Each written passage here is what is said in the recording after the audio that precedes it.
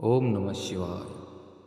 सूत जी कहते हैं, मुनीश्वरों, इस साधन का महात्म्य बताने के प्रसंग में मैं आप लोगों के लिए एक प्राचीन वृत्तांत का वर्णन करूंगा।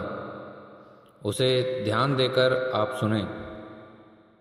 पहले की बात है, पराशर मुनि के पुत्र मेरे गुरु व्यासदेव जी सरस्वती नदी के सुंदर तट पर तपस्या कर रहे थे।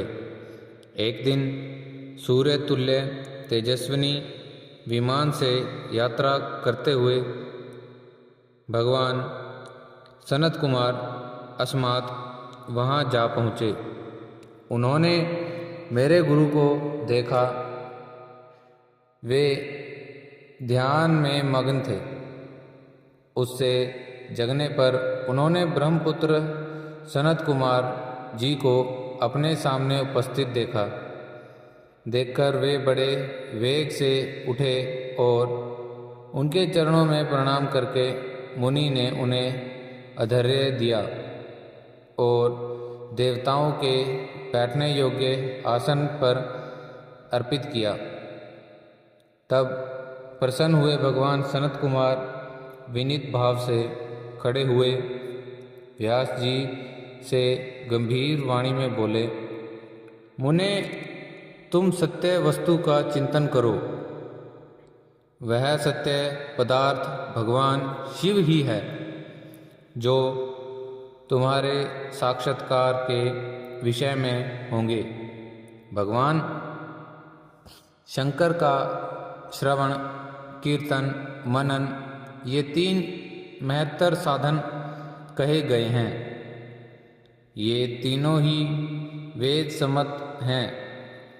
पूर्व काल में मैं दूसरे दूसरे साधनों के संभ्रम में पड़कर घूमता घामता मंदरांचल पर जा पहुंचा और वहां तपस्या करने लगा।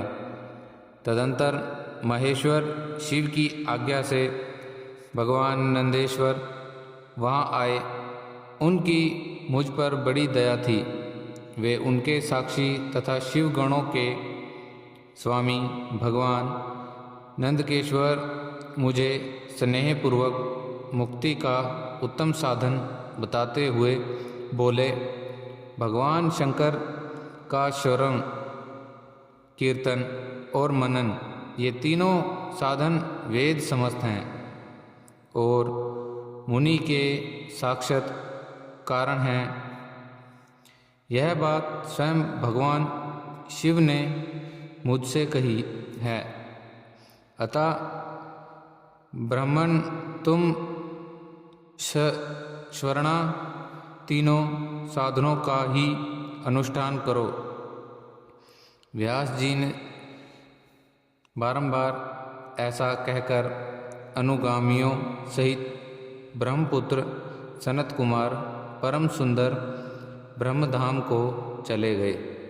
इस प्रकार पूर्व काल के इस उत्तम वृत्तांत का मैंने संक्षेप से वर्णन किया है।